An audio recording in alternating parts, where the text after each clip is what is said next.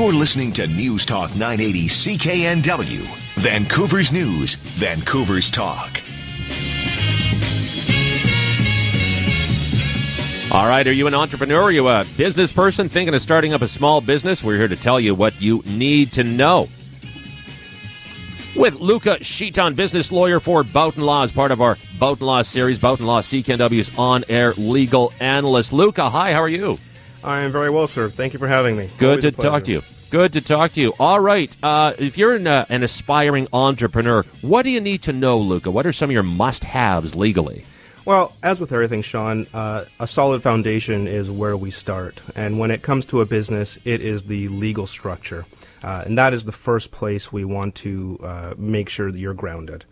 What do you need to know in terms of that legal structure? Well, generally there's three business structures that are most commonly used. You have a sole proprietorship, you have a partnership, or you have a company.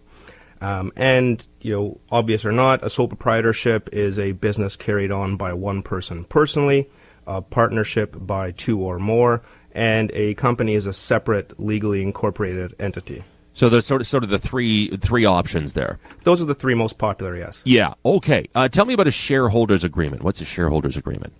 Okay, well, if we're going to go with the company structure, in all those instances, we always recommend to clients that they get a shareholders agreement. And this is an agreement between the shareholders of the company that sets out not only how the business is run, but also how shares can be transferred or pass out of the company.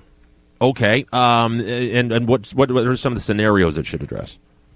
Well, most commonly, what we're always concerned about, and it happens a lot, is one shareholder is married and, say, the other isn't. Perhaps the one shareholder ends up in a scenario where there's a marital breakdown. We want to ensure that those shares do not get passed out through the separation, such that you may now end up with a spouse of your former partner as a shareholder. So the Cheryls Agreement, it would address that scenario for one. So obviously a key document. You got to have this. You definitely want to have that. And, this, apart from, say, a marital breakdown, it also addresses things like if one shareholder were to pass away. Again, it's a similar scenario. We don't want those shares to pass through that shareholder's estate, and perhaps all of a sudden now you end up in a scenario where you're partnered with a distant relative of that of your initial partner. Yeah. So the agreement would set out, in both those instances, circumstances whereby the remaining shareholder or the company could perhaps buy back those shares from the estate or from the spouse. So it basically gives you a way out, an escape there. A number of ways out, yes. Okay. You talked about this, sort of the three common structures there. What is the most common? The most common is the company structure. Company. And that's it's generally viewed as the one with the most legitimacy and the most benefits, and that's why we see it most often. What are some of those benefits? Well, if you're doing business yourself personally or through a partnership, liability and risk is always an issue, and in those structures, liability and risk can pass to assets held by you personally.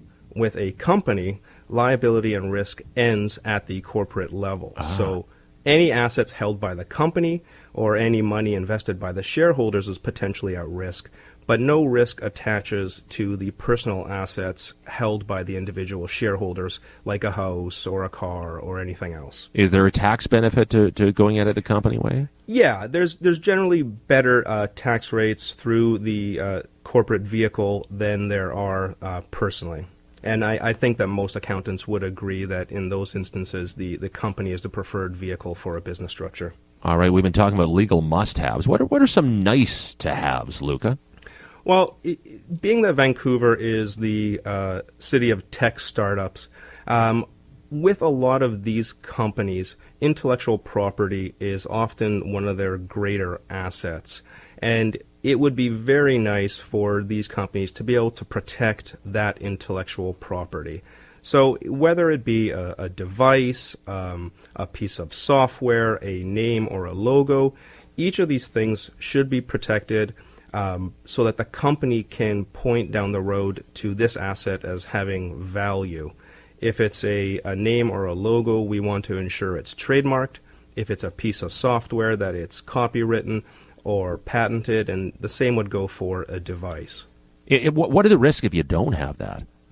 Well, what can always happen is that somewhere down the road, and in fact I had this a couple of years back, where a company had developed a piece of software and they hadn't had all the copyrights properly registered, and they hadn't contracted with the various entities that had created the software to transfer ownership, and all of a sudden when the asset was worth something and being sold, everybody started popping out of the woodwork claiming that they owned a piece of it and they wanted their cut now that it was being sold. So, ouch. Yeah, we definitely want to ensure that by having it properly protected, we know who owns it.